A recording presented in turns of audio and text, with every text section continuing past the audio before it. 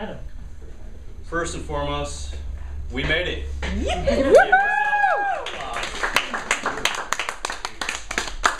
like to start out by saying, if I were asked 5 years ago, what I'd be doing 5 years from now, I would have said, I don't know. But I sure wouldn't be in a public speaking class, I can tell you that. There are so many people that have said this quarter has been tough for them, especially outside of the class. So many things have happened. I've heard people say it's been rough. I've heard people, and I've also heard people say, man, I can't wait for that check next quarter. And I'm one of those people. At one point, I actually cried. I needed a hug and a role model. I chose to take the rough road to follow. I, in my next few days here at Clover Park, will have completed 29 credits. Wow.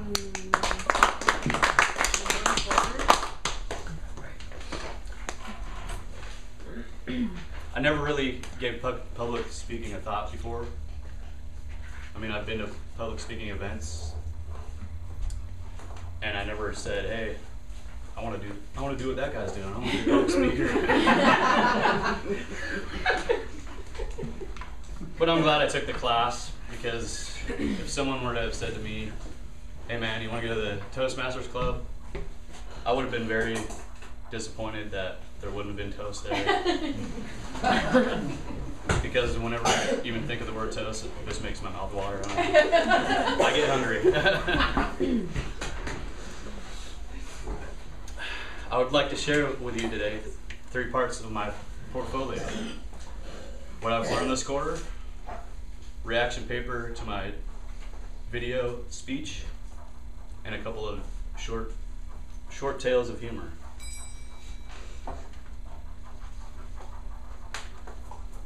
What I've learned this quarter. I've learned a lot this quarter academically about myself. I've pushed myself to the limits mentally and physically. Sometimes I can't even spell it right at times, which you'll see on this paper. I learned that I was way too worried about not passing one class and now in fear of not passing another. I have learned my breaking points this quarter. I've learned that I'm way better than I think that I am. I've learned this quarter, if you're not willing to give it your all in college, you will not make it. Actually, I learned that at my first quarter. You have to go beyond what you thought you were capable of learning wise.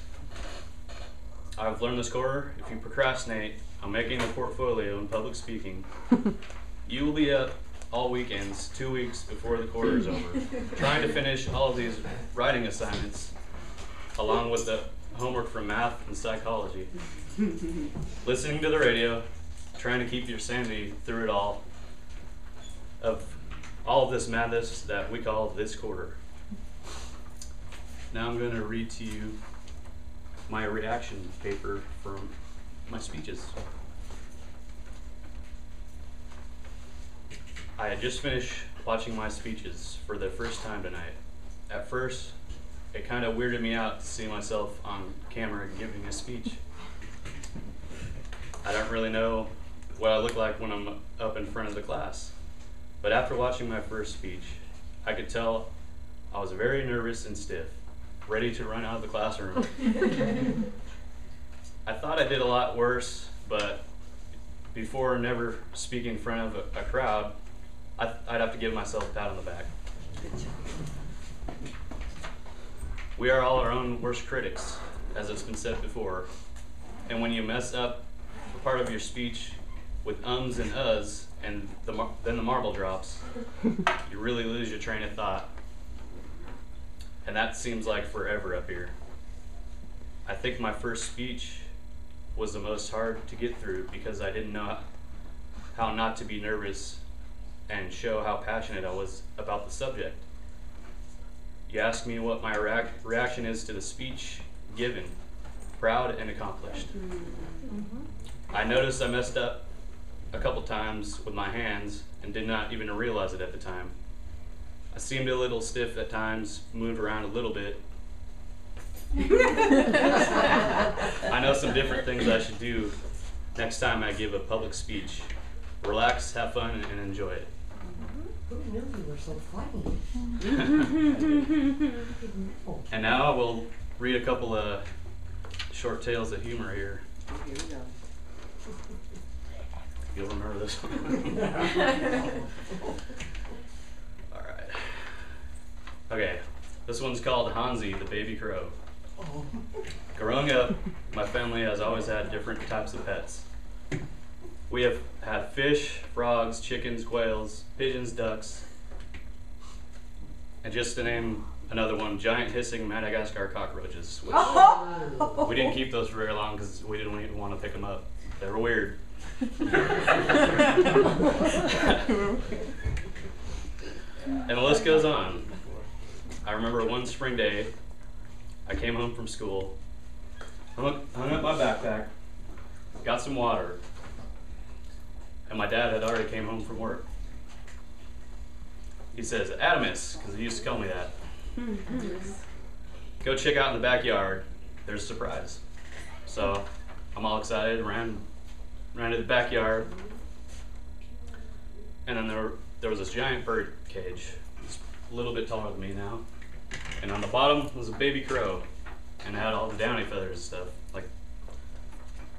So I asked my dad, where did you get this crow? It just came out of nowhere. And so he says, on my way home, I seen this crow on the sidewalk just hopping around, and the big crows are trying to swoop at it. And so I ran over there with an extra t-shirt, put it in the t-shirt, and put it in the back of my truck. So a week goes by, and I notice my dad saying pretty bird to it, like it was a parrot. I asked him why he was saying that to him, and he says, well, my brothers and I in Germany, we used to train crows to talk and also steal jewelry and stuff like that.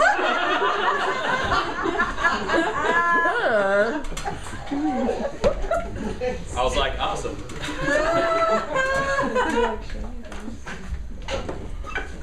Another week goes by, is hand feeding this baby crow. And again in amazement, I didn't know he had this uncanny ability to talk to animals and train them. So he just keeps training him and feeding him. So another week goes by after that, and I went and checked out Hansi, and he was hurt, like he hurt his foot on the on the cage somehow. So I waited later that day to go back and check on Hansi, and he was feet up in the cage on the bottom of the bird cage. He was dead. But this is the funny part. I showed my dad and asked him what had happened. He said Hansi was hurt, so I decided to give him an extra strength aspirin. And that ended up ultimately, he had an overdose. And we gave him the necessary burial with the popsicle sticks in the back. So that's my first short tale of humor. He'll be okay. An extra strength one for a large. That's for like large people, not little baby birds. Better give some children Tylenol.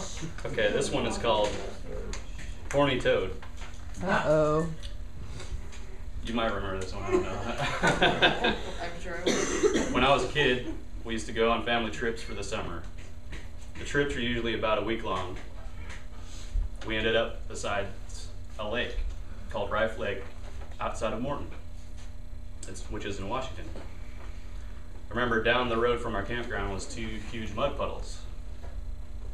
And being a kid, You got like 10 seconds. I'll probably need some more time here. Man, that's the deal.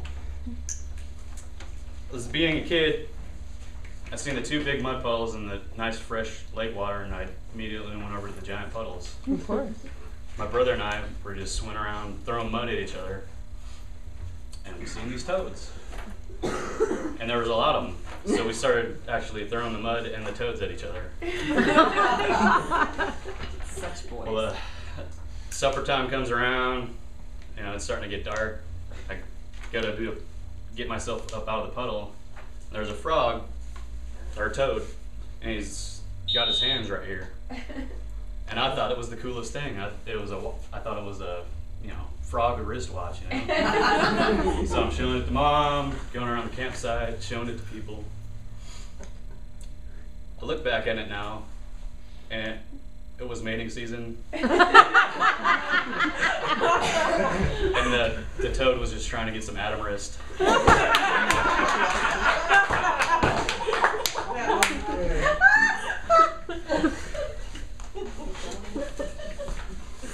Okay. Oh. Smell some of those female hormones from the toes just throwing. All right. My Toadmaster. In my conclusion, Toastmaster, Toastmaster. I'd like to thank all of you for a moment. I'd like you to think back to the beginning of this quarter. It was the first time in history, in the history of Earth, that we would come together. Sorry. And meet as a class. And that will never happen again. Sadly, within the next few days, it will be